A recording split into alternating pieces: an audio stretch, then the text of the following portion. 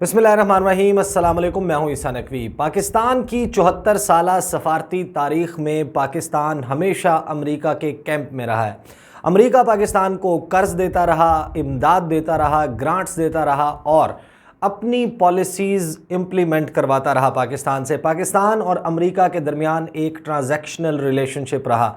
Issue to issue America Pakistan के लिए क्या करेगा और बदले में पाकिस्तान अमेरिका के लिए क्या करेगा। इस वीडियो में मैं बात करूंगा एक ऐसी डेवलपमेंट जो पाकिस्तान की 74 साला सफारती तारीख में पहले नहीं हुई। एक जानिब G7 का इजलास हुआ, द ग्रुप ऑफ 7, और फिर नेटो इजलास, और उसके चंद घंटे के बाद ही रूस के वज़ीर ख़ारजा सरगेई लावरोव और पाकिस्तान के वज़ीर ख़ारजा शाह महमूद कुरैशी के दरमियान टेलीफोनिक राबता हुआ। उसमें क्या गुफ्तगू की गई और ये हालात जो हैं रीजनल और आलमी हालात किस जानिब जाते हुए दिखाई दे रहे हैं, ये तफसील मैं आपके सामने रख दूंगा। आपको मालूम है कि जो G7 का इजलास हुआ, दुनिया की 7 अमीर तरीन जमहूरियतें, 7 अमीर तरीन ममालिक जो कि ये समझते हैं कि उन्होंने दुनिया को अपने मुताबिक चलाना है, वो इकट्ठे हुए बरतानिया के एक साहिली गांव में। उसकी तफसील मैं वीडियो कर चुका हूँ, ज़्यादा तफसील में नहीं जाऊँगा, लेकिन जो कॉल आउट थी उसमें बेसिकली जो एजेंडा था जिसने डोमिनेट किया वो था कि चीन को काउंटर करना है, चीन और उसके इत्तहादियों के पर उतरने हैं, उनको अपना असर रसूख बढ़ाने से रोकना है। उसके बाद अमेरिका के सदर जो बाइडन, जो कि सदर मुंतखब होने के बाद से वाशिंगटन में अमेरिका में ही मौजूद थे, अब वो पूरी दुनिया में रैली करते हुए नज़र आ रहे हैं। पहले वो G7 इजलास हुआ और फिर वो पहुँचे ब्रसल्स। वहाँ पर जो नॉर्थ अटलांटिक ट्रीटी ऑर्गेनाइजेशन है, नेटो इत्तहाद, ये फ़ौजी इत्तहाद है।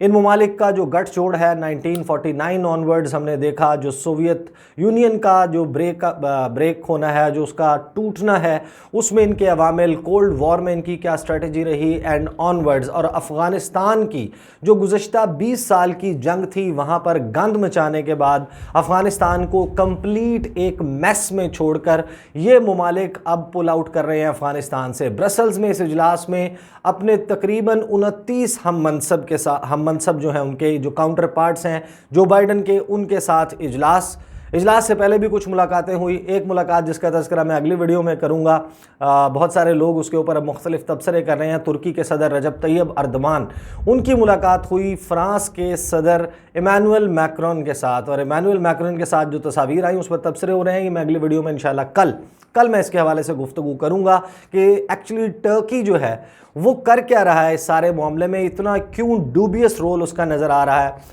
क्योंकि फ़्रांस के सदर वही हैं जिनको तैयब अर्दवान जो हैं वो उन्होंने जहनी मरीज़ करार दिया था। उन्हें कहा था कि इनको पागल खाने में जमा करवाया जाए, इनका जहनी तवाज़ुन दुरुस्त नहीं। और फिर उनके साथ जो मुलाकात हुई, क्या मामलात हैं, उसके ऊपर हम बात करेंगे कल वीडियो में। लेकिन जब नेटो का इजलास हुआ उससे पहले भी जो मुलाकात हुई जो बाइडन की, कुछ मुलाकातें, उसका तज़किरा पहले मैं आपको बता देता हूँ कि नेटो से क्या तफसीलात सामने आई, क्योंकि वो रूस और चीन के ख़िलाफ़ थी। और फिर पैरेलल, अगरचे इसका शायद बराह रास्त ताल्लुक़ ना हो पाकिस्तान और रूस के इस राबते का, लेकिन ये को इंसाइड कर रहा है, ये ऐन उस वक्त हो रहा है। और जाहिर है कि जब डेवलपमेंट्स होती हैं आलमी महाज पर, फिर उनको इकट्ठे रख कर देखा जाता है, उनके मतालिब निकाले जाते हैं, इस पर गुफ्तगू भी हो रही है।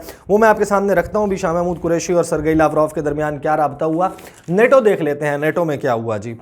ब्रसल्स, अमरीकी सदर जो बाइडन ने वॉर्न किया है, इंतबाह किया है सोमवार के रोज़ के नेटो को अब जो नए चैलेंजेस उनके सामने आ रहे हैं उनको निमटना होगा उनके साथ। और ये नए चैलेंजेस किन की जानिब से नेटो ममालिक जो है वो उन्होंने अब परसीव कर रहे हैं कि ये थ्रेट जो इमर्ज हो रहा है वो चीन और रूस। As he met fellow leaders to renew Washington's sacred bond with its allies, कि ये एक ऐसा सेक्रेड रिश्ता है नेटो एलाइज का, और इन्होंने जो है वो अब तय किया है कि रूस और चीन के ख़िलाफ़ अपने इत्तहाद को मजबूत बनाएंगे और महाज गर्म किया जाएगा। Arriving at NATO headquarters in Brussels for a summit with his 29 counterparts, Biden stressed that the alliance was critically important to US security, कि ये जो अलायंस है, ये इत्तहाद है, अमेरिका की सिक्योरिटी के लिए, अमेरिका की हिफाजत के लिए इंतहाई अहम है। फिर वो कहते हैं कि His first visit as president to the summit has been billed as a renewal of bonds after his predecessor Donald Trump called the US commitment into question। एक बात याद रहे कि जब डोनाल्ड ट्रंप अमेरिका के सदर थे उस दौरान उन्होंने नेटो के हवाले से कुछ एतराज़ात उठाए थे। कुछ ममालिक उनकी जानिब से जो स्पेंडिंग की जानी थी, जो उनकी जानिब से पैसे दिए जाने थे इस फौजी इत्तहाद को रवां दवां रखने के लिए, इसके ऑपरेशनल एक्सपेंडिचर्स, ये जो मुख्तलिफ कॉन्फ्लिक्ट्स में इन्वॉल्व हैं वहाँ पर जो अखराजात आते हैं, जंगी अखराजात, उनके लिए ममालिक पूल इन करते हैं। सबके पास, सबके लिए एक शेयर होता है जिन्होंने पैसे देने होते हैं, मुख्तलिफ ममालिक नहीं देते और अमेरिका इसको अफोर्ड करता था।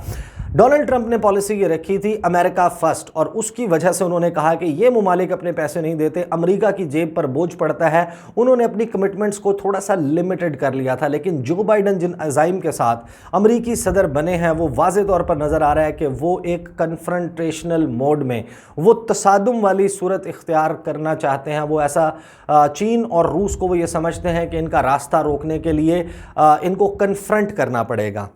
इसके हवाले से जो इस वक्त इक़्तिबासात, एग्जैक्ट कोट्स आ रहे हैं कि जो बाइडन ने इस नेटो की जो कॉन्फ्रेंस है वहाँ पर और उसके बाहर गुफ्तगू क्या की। उन्होंने कहा, I think there is a growing recognition over the last couple of years that we have new challenges.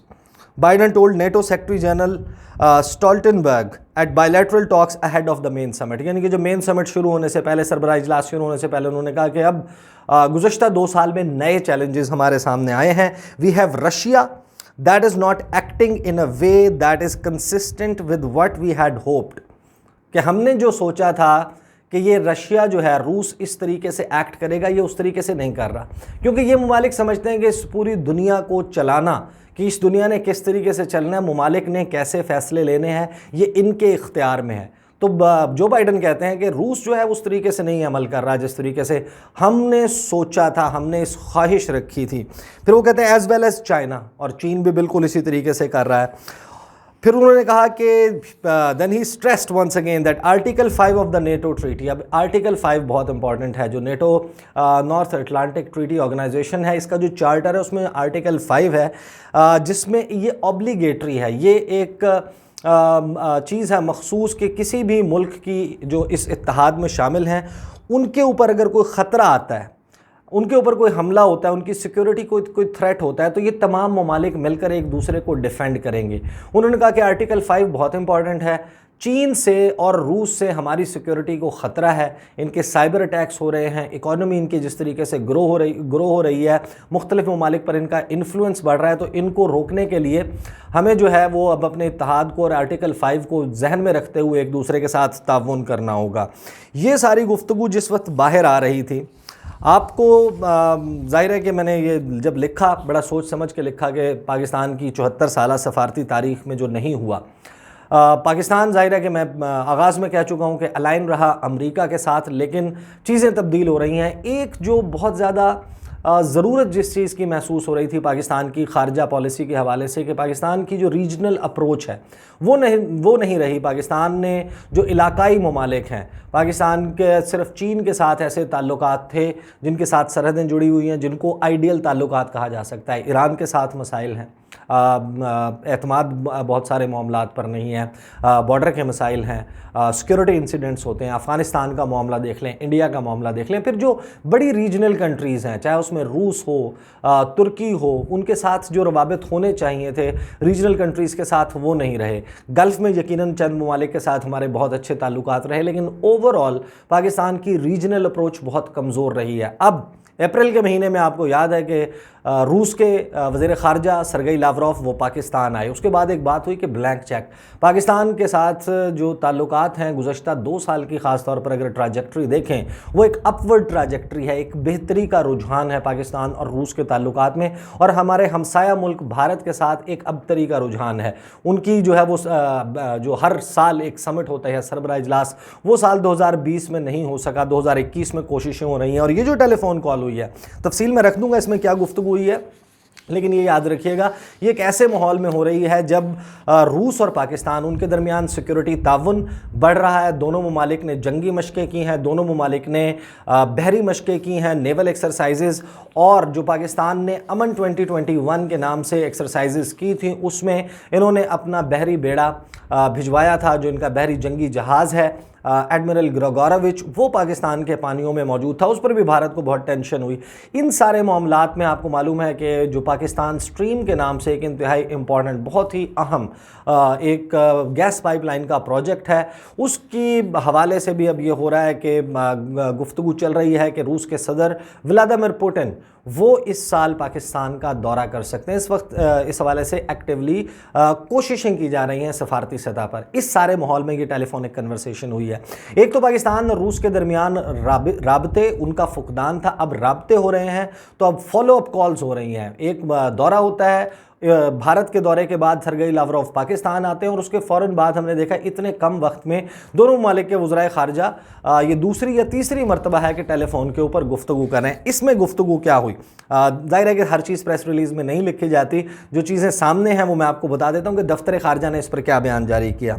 वज़ीर ख़ारजा शाह महमूद कुरैशी का रूस के वज़ीर ख़ारजा सरगेई लावरोव के साथ टेलीफोनिक राब्ता। दोनों वज़राए ख़ारजा के माबैन दो तरफ़ा ताल्लुकात, मुख्तलिफ़ शोबाजात में दो तरफ़ा ताउन के फ़रोग़ समेत बाहमी दिलचस्पी के उमूर पर तबादला ख़याल। पाकिस्तान रूस के साथ अपने दो तरफ़ा ताल्लुकात को खुसूसी अहमियत देता है, शाह महमूद कुरैशी ने कहा। उन्होंने कहा कि वक्त के साथ साथ इन दो तरफ़ा ताल्लुकात में वुसअत इंतहाई खुश आइंद है। पाकिस्तान रूस के साथ कसीरुल जहती शोबाजात में दो तरफ़ा ताउन के फ़रोग़ के लिए पुरअज़्म है। रूसी वज़ीर ख़ारजा के दौरे पाकिस्तान से दो तरफ़ा ताल्लुकात मज़ीद मुस्तहकम हुए। रूसी वज़ीर ख़ारजा के दौरे पाकिस्तान के दौरान हमें अहम इलाकाई व आलमी उमूर पर तफसीली तबादला ख़याल का मौका मिला। पाकिस्तान स्ट्रीम गैस पाइपलाइन मनसूबे पर दोनों ममालिक के माबैन ज़िमनी मुआहदे जो प्रोटोकॉल साइन हुआ है पर दस्तखत इंतहाई मस्बत पेश रफ्त है। हम तवानाई के शोबे में ताउन के फ़रोग़ के लिए इस मनसूबे के जल्द आगाज़ के मुतमन्नी हैं। आपको मालूम है कि 1 से 2 माह में इस पाइपलाइन को बिछाने का काम वो शुरू हो जाएगा और हो सकता है, कोशिश यही है कि इस मौका पर जो रूस के सदर हैं व्लादिमीर पुतिन वो पाकिस्तान आए और उस इनाग्रेशन में हिस्सा लें।